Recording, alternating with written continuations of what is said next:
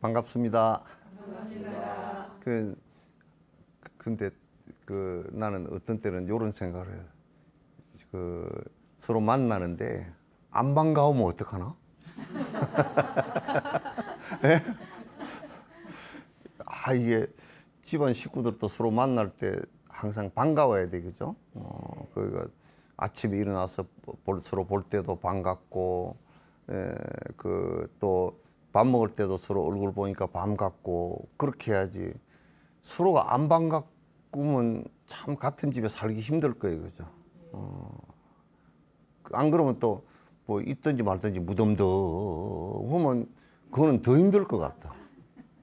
그래서 또 세상 사는데 그 사람은 좀 만나보는 게 참 반갑고, 그러면 전화라도 한 번 더 주게 되고 그렇게 하는데, 그 사람은 안 만났으면 좋겠어. 그 사람은 만나면 반갑지가 않아.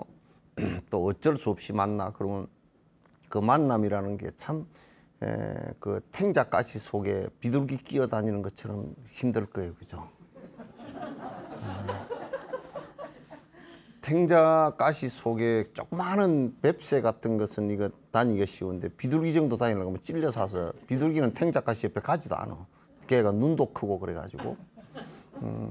그래서 그 인사말을 그런데 반갑습니다라는 말이 참 그 아름다운 말이구나 하는 것을 많이 느껴요.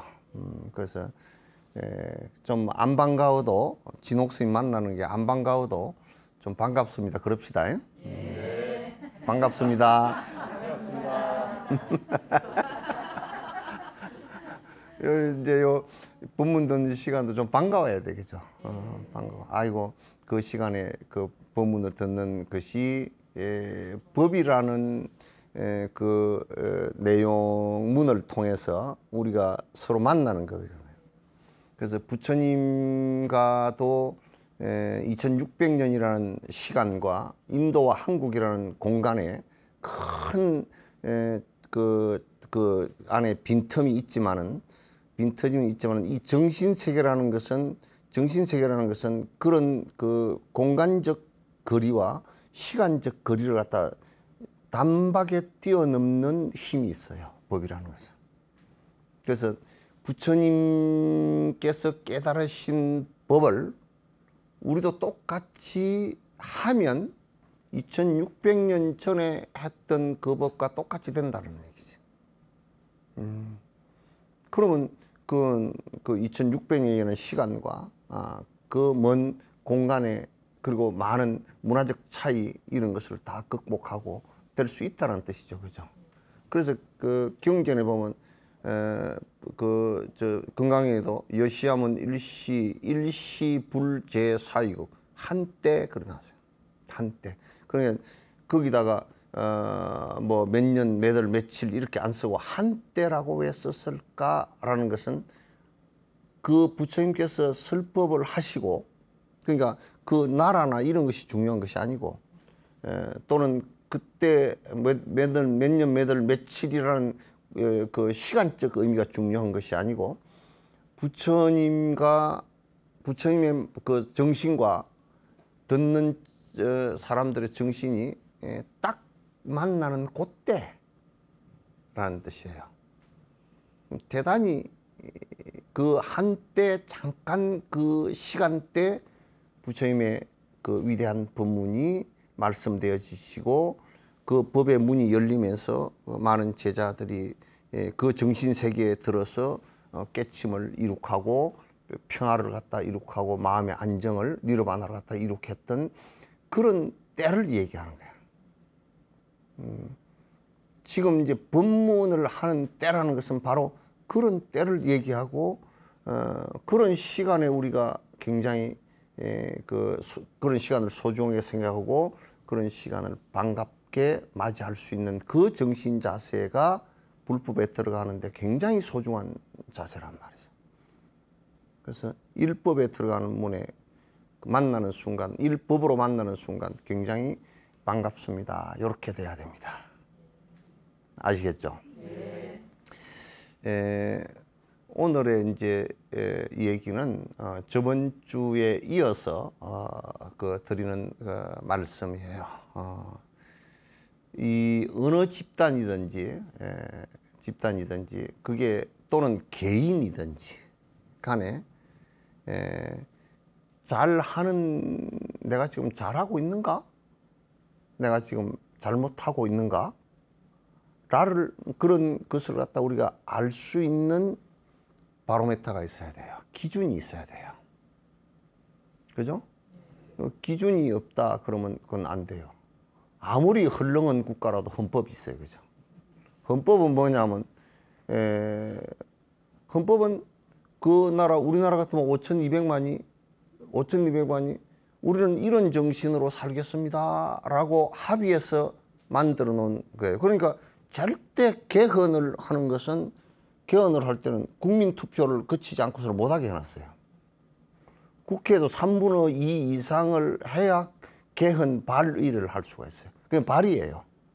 통과하는 것은 무조건 국회에서 발의를 하더라도 대통령이 인정하고 국민투표에 붙여서 전부 다 찬성을 얻어내야 돼요. 그러면 헌법이라는 것은, 대한민국은 첫 번째 민주공화국이다, 민주주의를 지향하고 전부 다 공화정이다, 그런 얘기예요. 그 틀은 지금 뭐 다른 어떤 제도가 나오기 전에는 깨지지 않아요. 그래서 그런 것처럼 불법에도 기본적으로 인과를 기준으로 해서 승부를 하는 데 도움이 되고 일체 중생에게 도움이 되는 기본 윤리관이 있단 말이죠. 그것 역시도 인과율을 바탕으로 해놨어요. 지금 헌법이라는 것도 전 세계에 헌법이 없는 나라는 없습니다. 헌법이 없이 그냥 대충 살자 그런 나라는 없어요. 그래서 불교는 가장 보편적인 인과법을 중심으로 해서 전 세계가 다 헌법을 만들고 형법과 민법을 만들 때 인과율을 중심으로 했어요.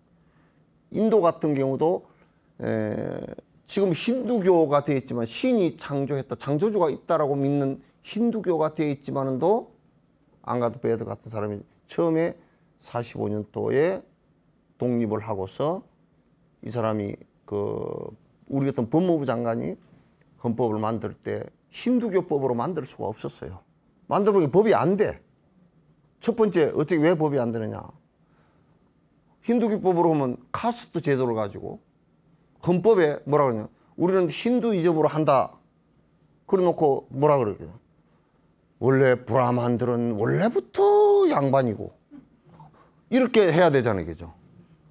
그렇게 해버리면, 헌법에서 그렇게 해버리면, 그러면 뭐 노예들은 죽어도 괜찮다, 살인을 해도 괜찮다, 이렇게 돼버린 거예요. 그런 국가가 생기게 되면 그 국가가 제대로 되겠어요? 힌두교 국가이면서도 인과법을 그대로 적용했다고. 그 지금 전 세계에서 후진국이라는 데는 인과법을 성립을 안 시킨 데는 회교권에 몇 나라가 있어요. 지금도 여자들은 투표도 못하고, 응? 명예살인을 해도 괜찮고, 개종을 하면 자기 오빠가 죽여요. 이런 아주 무지몽매한 데도 있지만은, 그러나 전 세계 거의 대다수가 인과법으로 법이 돼 있어요. 그래 우리 같은 경우도 똑같아요. 우리는 2600년 전부터 부처님께서는 그런 도덕을, 우리가 기준 윤리관을 정한 그것이 인과를 기본 바탕으로 해서 남을 도우고 내가 더불어 같이 행복해질 수 있는 율을 갖다 제정을 해놨어요. 그걸 율장이라 그래요. 율장은 전부 다 부처님께서 다 말씀하신 거예요. 그거는 누가 손을 못 대요. 요즘에 어느 한 스님이, 세계적으로 유명하다는 스님이 계율을 바꿔야 된다라고 얘기를 하는데 그거는 거짓말이에요. 잘못된 발언이에요. 율장은 역사 이래로 2600년 동안 누가 그 계율의 그 안에 내용을 바꾸어 본 적이 없고 바꾸려고 시도를 해본 적도 없어요. 왜냐하면 그건 부처님께서 성자가 중생들에게 이익되고 너희들도 이익되라라고 해놓은 말씀이에요. 전부 다 인과법의 기준으로 해서 해놓은 것이기 때문에 지금 시대에 안 맞다 이해가 없어요. 사실 안 맞는 법도 없어요. 사실 2600년도 살생하지 말라, 살인하지 말라, 지금도 살인하지 말라 똑같아요. 하나도 달라진 게 없어요. 달라질 것도 없어요. 그래서 불자들이 기본적으로 가져야 될 그 내용의 규칙들이 있어요. 그걸 계율 그렇게 얘기해요. 계율 얘기하는데 이제 계는 바꿀 수가 없어요. 달라이라마께서도 말씀하실 때 계는 바꿀 수가 없어요. 그러나 청규는 바꿀 수 있어요. 그 지역에 따라서 여기에는 어떤 문화 풍토가 있으니까 그런 풍토에서 이거는 이렇게 하는 것이 더 합리적이겠다 하고 해서 청규는 정해서 바꿀 수가 있어요. 그게 중국의 유명한 백장청규라는 청규가 있는데 그때 당시에 이러이러하게 우리가 살자라고 율법에 나와 있지 않는 지역의 특수성 때문에 우리가 다시 청규를 만들어서 사는 청규법은 그 대중이 만들 수가 있어요. 그리고 폐지시킬 수도 있고 이제 이렇게 하지만 율장은 폐지해서는 절대 안 되는 것이다. 그건 구절도 바꾸서는 안 되는 것이고 함부로 해석도 바꾸서는 안 되는 것이다. 이제 이렇게 얘기를 드리면서 이게 이제 어느 사회건 어느 집단이건 그 도덕성이 형성되어 있는데 그 도덕성이 무너져 버리면 그 사회는 타락해서 무너지는 겁니다. 그래서 이제 오늘은 그 얘기를 중심으로 인과법을 중심으로 우리가 수행하게끔 또 그래서 모든 사람에게 이익이 되게끔 만들어 놓은 율장이 있다라는 것을 갖다가 경율론 3장 그러잖아요. 3장 그럴 때는 세 가지 중요한 성인들의 말씀의 기록 그렇게 했을 때는 경이 있고 부처님 말씀이 있고 그거는 경의 말씀은 주로 전부 다 철학적이나 수행 내용적인 얘기고 율은 우리가 지켜야 될 도덕적인 규범이에요. 그 다음에 논은 그걸 설명한 조사 스님들이 설명한 내용들이고 그런데 거기에 율에 관해서 내가 개략적으로 이제 말씀을 드리려고 그래요. 그래서 율에 관해서는 이제 말씀을 드리는데 불자들이 기본적으로 이게 지금 한국에서는 계율을 받는다는 것 자체를 생각을 별로 안 하고 있어요. 이 받고서 실행한다는 생각도 별로 안 하고 있어요. 왜? 전부 다 복만 빌면 되니까. 그런데 계율 지키는 그 자체가 복이거든. 만약에 내가 아무리 돈이 많다 손 치더라도 전생에 살생은 가부가 많고 이 생에도 살생을 해서 내가 쫓기 다니는 몸이고 또는 전생에 지은 것 때문에 내가 병이 들어서 모진병이 들어서 돈이 있어도 못 고치는 상황이 벌어질 때는 돈이 있는 것하고 아무 상관없이 나는 괴로움을 당할 거 아니에요. 그죠? 복을 빈다고 되는 것이 아니기 때문에. 빌어서 되는 것 같으면 나는 뭐 손이 발이 되도록 빌고 발이 손이 되도록 빌고 뭐 손바닥에 장갑 끼고 빌고 달아지면 그렇게 하겠지. 그러나 그렇게 될 수 있는 일이 전혀 아니기 때문에 계율이라는 것은 도덕성이라는 것은 그 도덕 그 자체를 지키기 위한 규범이라는 뜻이 아니고 그걸 지킴으로 해서 너와 내가 더불어서 같이 행복해지는 거예요. 그죠? 그죠? 우리가 차를 몰고 가는데 내가 혼자서 교통신호를 안 지키면 나만 불행해지겠습니까? 상대도 불행해지겠습니까? 그 나와 내가 남이 한꺼번에 불행해진단 말이야. 음주운전을 했다. 지가 당하는 건 두채매고 멀쩡하게 상대편도 같이 당하게 됐으니까 그거 하지 말라는 것이거든. 부처님 율장도 마찬가지예요. 하지 마라라고 하는 것은 그것을 했을 경우 상대와 내가 더불어서 같이 고통을 당할 수 있기 때문에 하지 말라는 거라. 내가 고통을 당하는 일을 상대도 고통을 당하는 일을 갖다가 굳이 해야 될 이유가 없잖아요. 그죠? 굳이 해야 될 이유가 없다. 그러니까 우리가 이제 율장이라는 도덕의 윤리를 갖다가 잘 이해를 하고 있어야 돼. 인가 윤리를, 인가법에서 봤을 때 이 계율을 갖다 어떻게 지켜야 우리가 괴로움을 안 당할 것인가. 그래서 우리 수행에서 계정해 사막이라 그렇게.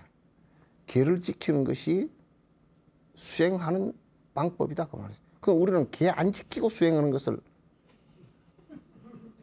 신도들도 계 지키는 거 없어. 그러니까 우리가 지금 계를 갖다 안 지키는, 계도 안 지키면서 자기 행복을 바란대. 지금 우리나라에서 만약에 헌법을 안 지키면, 형법은 놔두고 헌법을 안 지키면서 뭐 국가 모독죄로 보안법에 걸려 그냥. 그렇잖아요, 그죠? 우리 국민 전체를 위협하는 일이라 그래. 큰일 날 일 아니에요.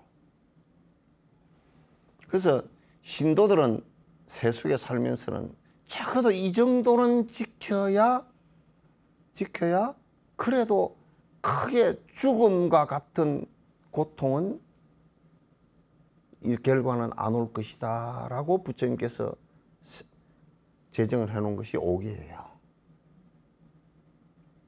그럼 필연적으로 지켜줘야 돼. 꼭 계를 바꿔서 지켜줘야 돼.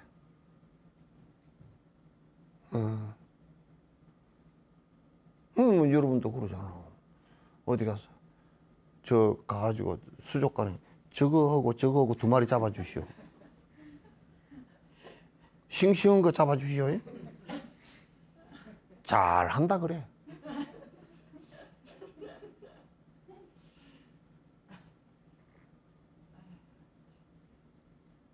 그럼 불자는 무슨 불자요?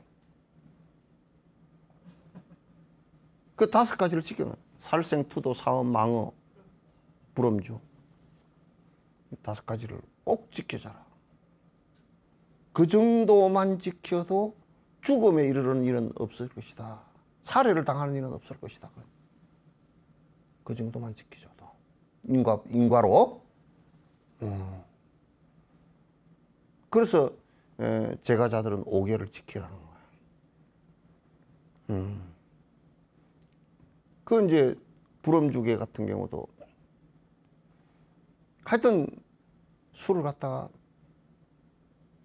잘 먹으면 오만 허물이 다 생겨.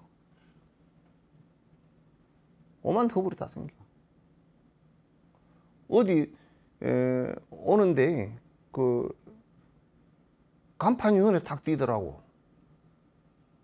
오만 가지 고물상 그러나도. 이것저것 다 받는다는 뜻이 아니야. 그 술을 먹음으로써 오만 가지 것이 그 연에서 일어난단 말이야. 그 나는 자꾸 이 얘기를 하지. 음주만 하지 않아도, 술, 담배만 안 해도 말년에 치매 걸릴 확률이 뚝 떨어진다. 그것뿐만 아니라 뭐 음주 사고도 있고 싸움도 일어날 수 있고, 중추신경이 흥분되면 싸움도 일어나서 간경화, 간암, 위암, 췌장암, 대장암, 술, 담배와 연관 안 되는 병이 별로 없어요. 그러면서 뭐라 그러냐, 먹고 살기 위해서 술을 먹는데, 죽으라고 먹는 거지 살라고 먹는 거 아니잖아. 그 술 퍼먹이는 사람은 네 죽으라고 먹이는 거지 살라고 먹이는 게 아니잖아요. 친구가 아니라니까. 술 친구는 그거는 전부 다 술을 한 잔 주면서 어이 빨리 죽소. 네가 죽어야 내가 사네. 그 소리 아니야. 나는 경전 해석하듯이 그걸 그렇게 해석을 하는 거야.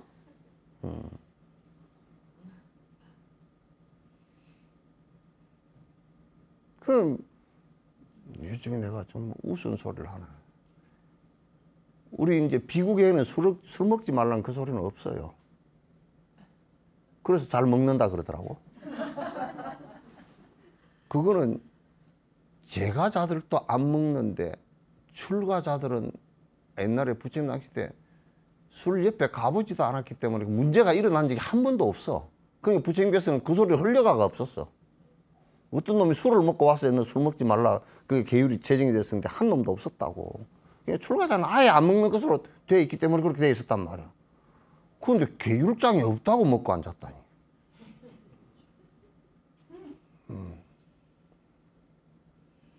그건 말이 안 돼.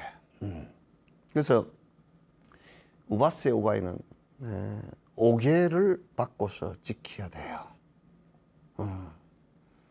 그것은 인과 도덕, 인과율에 맞는 거고 수행하는데 매우 필요한 거예요. 그건 마치 전쟁에 나가는데 갑옷을 입고 나가는 장수의 갑옷처럼 화살과 칼로부터 우리를 갖다 피하게 해주는 갑옷 같은 역할을 하는 거란 말이야. 전부 다 보면 술 마셔서 문제고, 뭐 술 마셔서 실수를 했느니, 술 마셔서 사고가 났느니, 술 마셔서 싸움을 했느니, 술 마셔서 병이 걸렸느니 다 그러잖아요, 그죠? 그래서 살생투도 사음 망어 이게 불엄주가 제가의 오계, 제가자들이 꼭 지켜야 될 오계예요. 안 지킨다? 꽝이에요. 안 지키도 되는 불법이 아닌 아니불자 불법이 있지. 안 지키도 되는 아니불자 불법이 하나 있어. 복만 빌러 다니고 안 지키도 돼. 개도 삶아 먹고, 염소도 통째로 흑염소 삶아 먹고, 그렇게 하면 되지. 그리고 인간은 몽땅 받으면 돼. 받을 때 원망하지 말라고. 몽땅 받을 때는 간암 걸려가 죽으면서 한 40년 전 술 마시다가 간암 부어서 죽으면서 마누라한테 그러더래. 너는 등불캐라고 맨날 갖다 줬더니 효과도 없다.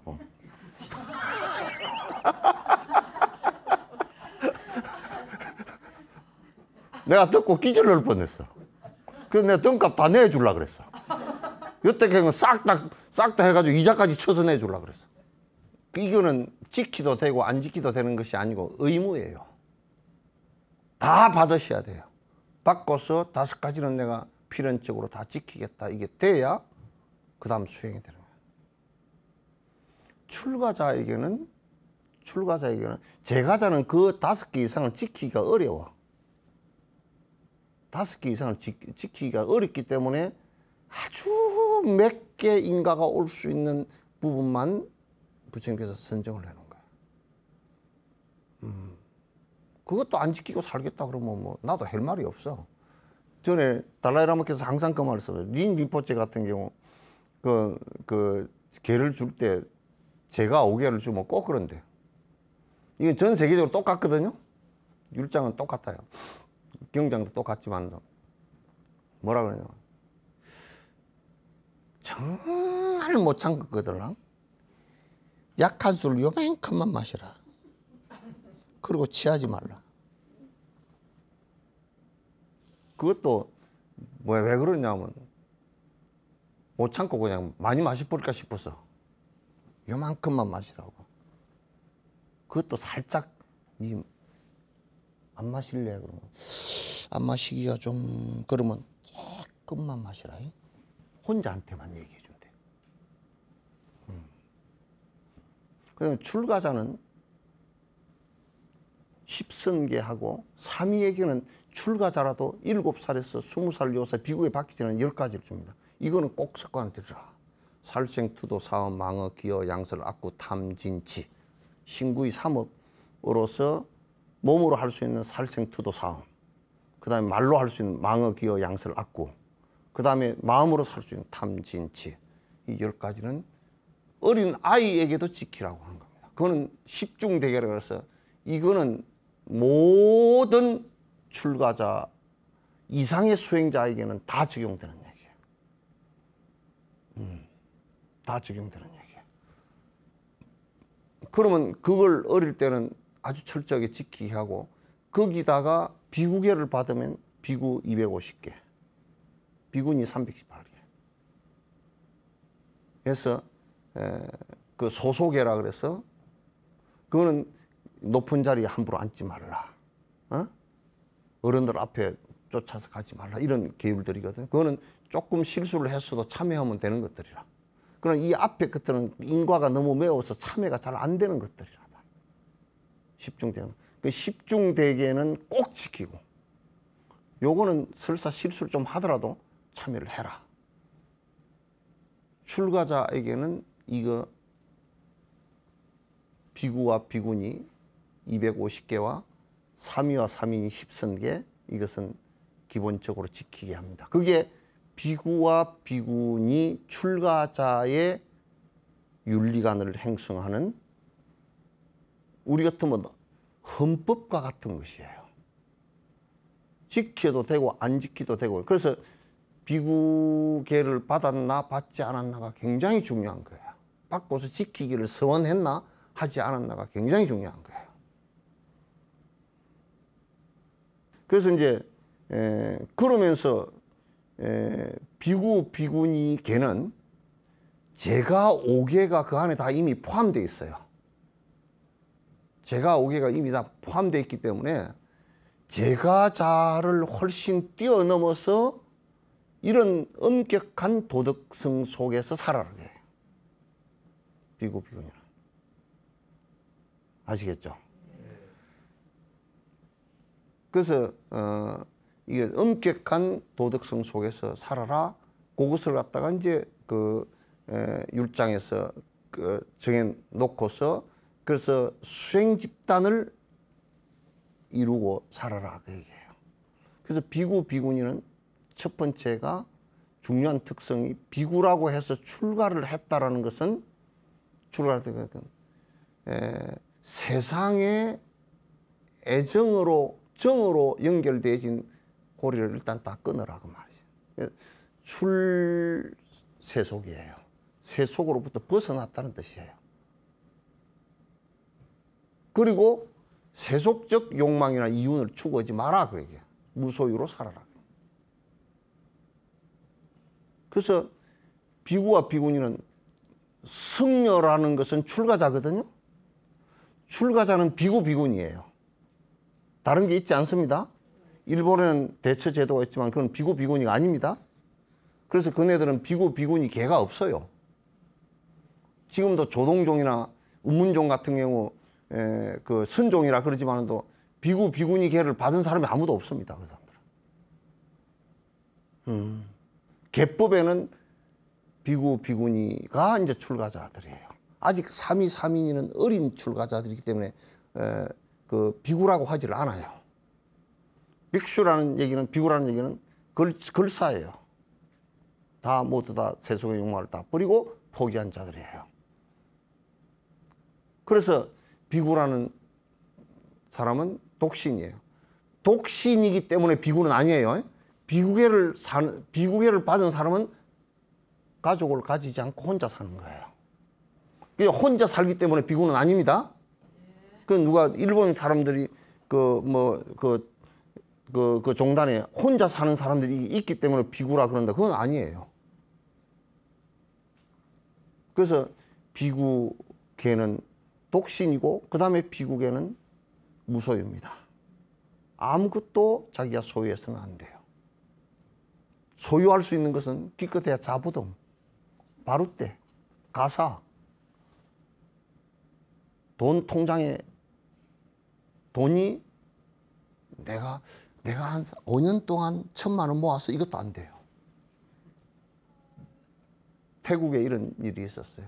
어떤 사람이 미국에서 포교를 하고 어떤 스님이 부자였어요. 그럼 비행기도 한 대 갖고 있고 뭐 자가용 비행기도 갖고 승용차도 갖고 있고 뭐 돈도 많고 그러니까 태국에서 대번에 성단에서 비판이 일반 신문에서 비판이 그대가 부를 추구 올라 그러면 성복 벗어라. 그렇지 않았거든 다 사회에 환원시키라 했더니 그 스님 또 멋지더라고. 나는 비구하려합니다. 다 환원해버리고 그냥.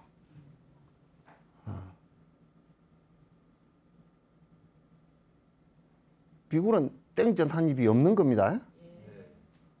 땡전 한 입이 없이 가난해지라는 뜻이에요. 복을 안 지어서 가난한 게 아니라 스스로 모든 사람에게 다 회양하라는 뜻이에요. 그리고 비구는 절대적으로 분별심을 내서 너네 분별심을 내서 너는 옳고 나는 그러고 뭐 나는 옳고 너는 그러고 그렇게 하지 말라는 얘기야.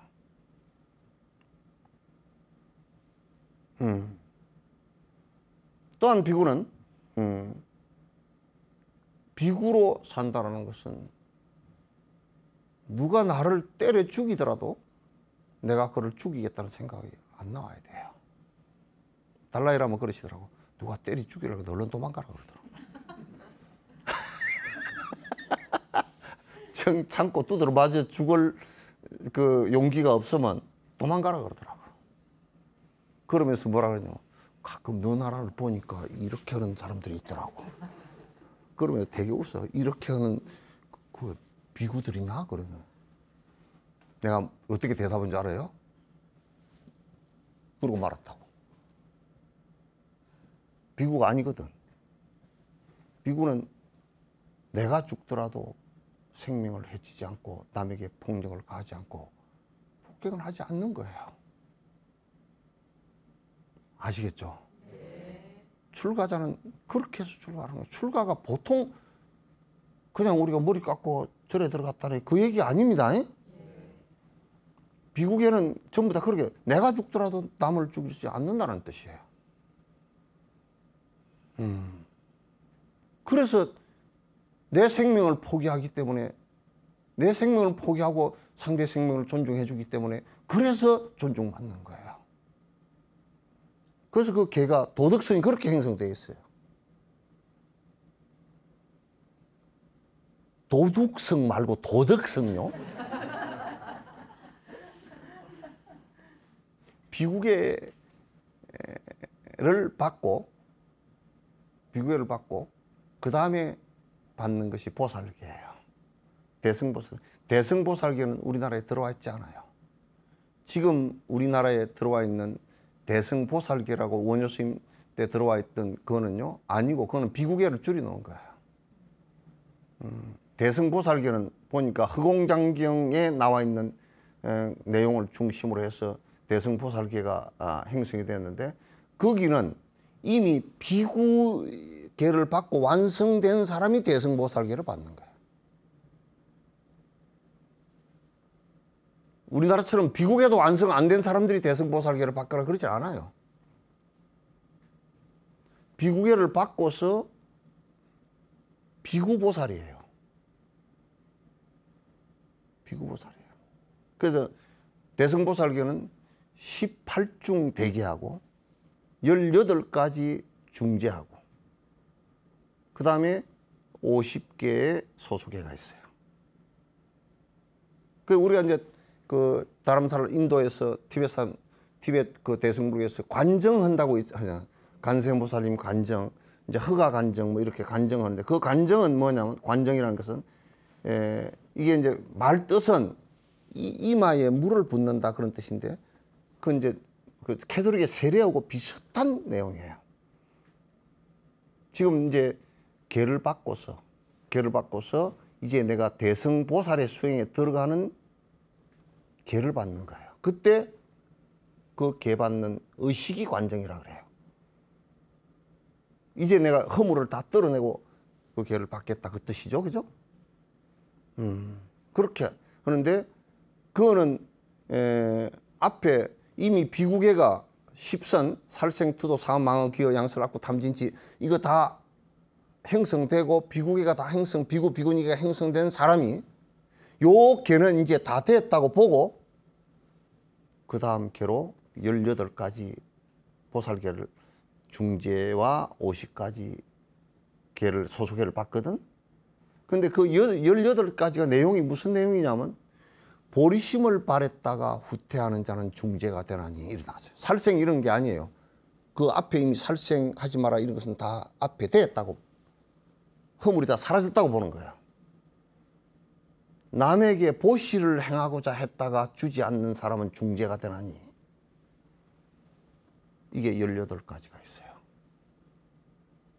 보살행을 하는데 필요한 계예요. 한국에는 이 계를 여수 석천사에서 한 번 설했지만은 정확하게 아직 유통이 되고 있지 않아요. 보리심을 내서 보살행을 수행하는 겁니다. 보살행을 수행하는 거예요. 그 다음에 한국에는 더더욱이 이제 그 다음 계가 금강성계는 들어와 있지 않아요.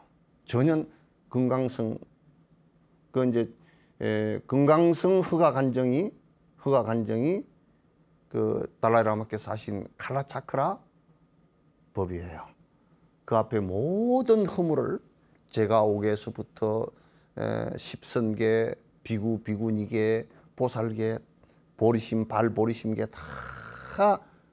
다 해서 맨 마지막에 이제 금강성계를 금강성 수행을 하는 사람을 위해서 금강성계를 갖다 이제 하는 거예요. 금강성계는 또 따로 있어요. 이거는 수행의 절차에 따라서, 수행의 깊이에 따라서 계를 지켜야 될 도덕성이 이거 위에 또 더 이만큼, 이거 위에 또 더 이만큼. 이 대성의 수행을 하려고 그러면 이만큼의 계율을 기본 바탕으로 도덕성과 윤리성을 가져야 된다. 그 얘기예요. 금강성의 계는 주로 정광명, 차크라를 열어서 기를 운행을 하는 것이기 때문에 그래서 정광명, 빛을 통해서 에너지의 빛을 통해서 다음 생으로 윤회하고 하는 보살의 보리심을 갖다가 완성시키는 방법론이기 때문에 제일 첫 번째가 거기에서는 금강성에서는 일체 몽정이라도 사정하지 말라가 첫 번째예요. 금강성계예요. 그래서 전체적으로 우리가 제가5계는 제가자로서 기본적으로 지켜야 될 윤리관, 그 다음에 삼위들로서 삼위로서 지켜야 될 십선계, 비구 비구니가 지켜야 될 비구 비구니계, 그 위에 대성보살계. 대성보살계가 완성되면 실제 무주처 열반을 통해서 깨달음에 들어갈 수 있는 보살 십지에 이르를 수 있는 수행 방법의 그 문을 열어주는 계가 금강성계. 이 계가 이런 단계로 나누어져 있다. 4단계로 나누어져 있다는 것을 갖다. 그리고 우리나라는 불행히도 대성보살계가 들어와 있지 않고 또 금강성계는 더더욱이나 들어와 있잖아요. 옛날에 보리유지나 이런 사람들에 의해서 통일신라 때나 신라 때 문두르법회, 만다라법회를 봉행했다라는 기록이 있지만도 금강성계를 수계했다라는 것은 없어요. 삼국유사에도 제가 봤는데 저도 이렇게 훑어보니까 삼국유사, 삼국사기의 기록이 없어요. 그래서 여러분들께서 계라는 것은 성단 전체의 도덕성과 연관되어 있고 윤리와 연관되어 있고 그 다음에 수행하는 단계에 따라서 거기에 장애가 되는 것들을 전부 다 하지 말아라고 해서 수행하는 단계 깊이에 들어갈 수 있게끔 만들어 놓은 것이 계율이에요. 그래서 절차적으로 이제 계를 받을 때는 비구계를 받는 데는 다른 사람이 비구계 받지 않은 사람은 못 들어옵니다. 왜냐하면 그거는 이렇기 때문에 그래요. 비구계를 받지 않은 사람이 비구계 내용만 알고 에이 저 사람 비구계 안 지키네 그래 시비 붙는다고 그렇게 해놨어요. 그래서 걔는 어떻게 보면 조금은 밀법적인 게 있어요. 안에 그 내용이 좀 비밀적인 게 좀 있다라는 것을 갖다가 여러분께서 아시고 이제 그러면 우리는 그럼 5개만 지켜야 되나? 지킬 수 있으면 10성계까지 다 하는 게 좋아요. 또 지킬 수 있으면 비구계를 설사 받지 않는다 손 치더라도 비구계를 다 지킬 수가 있으면 더 좋습니다. 더 좋거든요. 그리고 이제 또 하나 말씀드릴 것은 출가해서 비구계를 안 받았더라도 제가 5계를 잘 지키고 10성계를 잘 지켜서 보살계로 넘어가도 돼요. 그런 교단들은 티베트 같은 경우는 닉마파라든지 샤카파는, 특히 샤카파는 그런 파입니다. 제가 이면서도 십성계를 잘 지키고 십성계를 잘 지키면서 보살계를 받아서 수행을 합니다. 근데 이것을 우리 한국에서는 자꾸 혼란을 빚었어요. 출가하는 사람은 비구밖에 없어요, 사실은. 이걸 갖다 우리가 이제 잘 모르면 자꾸 이제 헷갈리는 일이 벌어져요. 그래서 계단법은 부처님 당시 때로부터 아주 엄격하게 딱 결정되어져 있는 정해진 법이에요. 계단법은 특히나 엄격하게 다 정해진 법이기 때문에 온율 엿가락처럼 늘었다 붙였다 그렇게 하는 게 아니에요. 겨울철 옆판의 엿가락처럼 그렇게 돼야 돼. 탁 뛰면 탁 떨어져야 돼. 딱 그러면 딱 떨어지고 그래야지. 그게 딱 안 떨어지고 질질 달아붙어 있으면 그건 아니에요. 그래서 이제 이 단계가 수행 단계가 높아질수록 그 도덕의 그 규율의 내용도 더 깊어진다. 왜? 수행에 장애된 것을 제거하는 것이니까. 그래서 고도의 수행자들은 고도의 도덕성을 갖고 있어야 가능하다. 우리는 거꾸로 고도의 수행자들은 술 한잔 먹어도 괜찮고, 예? 고도의 수행자들은 담배 한 대 피워도 괜찮고, 하이 큰 스님이 무슨 어디 싸움 오는데 연루가 됐다든지 그렇게 되는 것을 갖다가 이 얘기하는 것은 아니에요. 어떤 관계가 되더라도 비구는 집단적으로 무술 해가지고 서로 다투거나 그렇게 할 수가 없게 돼 있어요. 그렇게 하면 비구로서는 자격을 잃게 돼 있는 것이에요. 여러분들도 복이나 빌러 다니고 뭐 이렇게 또 한다 그러면 개도 안 지키고 복이나 빌고 다니고 법문도 안 듣고 뭘 잘못했는지 모르고 이 세상은 전부 다 인과로 돌아가는데 그 인과를 갖다가 어떻게 우리가 제어를 할 수 있겠어요? 어떻게 우리 삶을 갖다 영위를 해 나가겠느냐. 그래서 오늘은 이제 그 도덕성을 행성하는 것이 성단에 있어서의 성단 질서가 있어요. 우리가 그 공부를 하기 위해서는 개라는 것을 굉장히 소중히 여기고 그걸 잘 내가 평소에 잘 내 행동 규범으로 삼아서 정지해서 바로 알아차서 하나하나 깨달음을 갖다 이루어 나갈 수 있도록 노력을 해야 됩니다. 아시겠죠? 네. 오늘은 그 불교의 도덕 유린들인 계율에 관한 말씀을 개괄적으로 그런 단계가 있다는 것을 여러분께서 이해를 하시면 수행하는 데 도움이 될 것 같아서 말씀을 드렸습니다. 감사합니다. 예, 고맙습니다.